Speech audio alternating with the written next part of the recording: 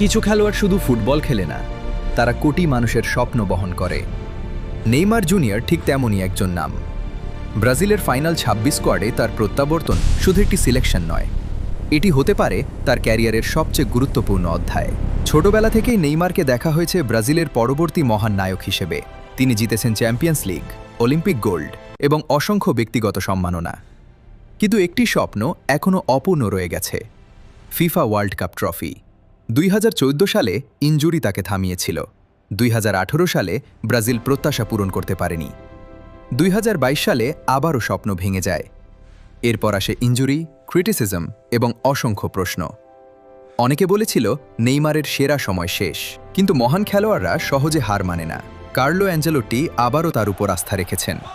এবার নেইমার একা নন, তার পাশে রয়েছে ভিনিসিয়াস জুনিয়র, রাফিনহা, এন্ড্রিক এবং বিশ্বের অন্যতম সেরা কোচ।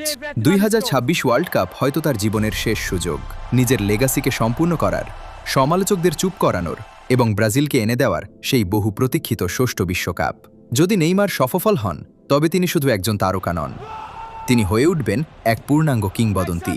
কিন্তু যদি ব্যর্থ হন, তবে ওয়ার্ল্ড কাপ ট্রফি হয়তো চিরকালই থেকে যাবে তার সবচেয়ে বড় অপূর্ণতা। এখন প্রশ্ন একটাই, ২০২৬ ওয়ার্ল্ড কাপ কি সত্যিই নেইমারের নিয়তি বদলে দেবে?